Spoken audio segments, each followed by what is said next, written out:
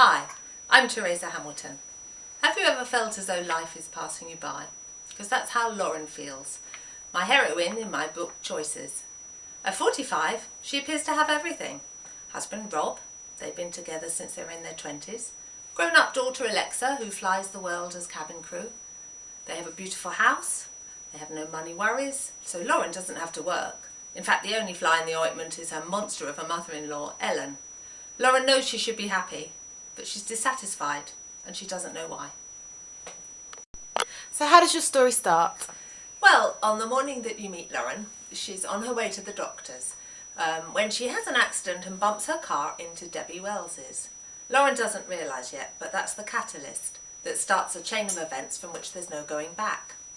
The doctor gives her surprising news, and she goes on the train up to London, where she makes a devastating discovery about her husband Rob.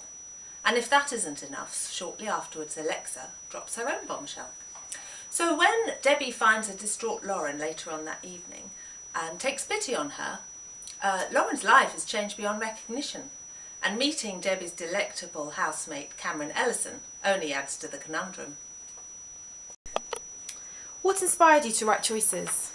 Well, I've always been fascinated in how your life can change in one moment. All these things happen to Lauren, but she's at a crossroads that so many women get to. She can either sink or swim, but drifting along is no longer an option. She has to find the courage to make decisions, to change everything from her safe and secure world and plunge herself into the unknown. If Lauren doesn't make her own choices, somebody else will make them for her. Who will read your books? Everyone, I hope. Although I love chick lit, I'm aiming my books at people that can relate to Lauren and the decisions she has to make. I call it hen lit. So if you like books about relationships and romance, secrets and betrayal, all wrapped up with glamour and sex, Choices is the book for you. So what's next?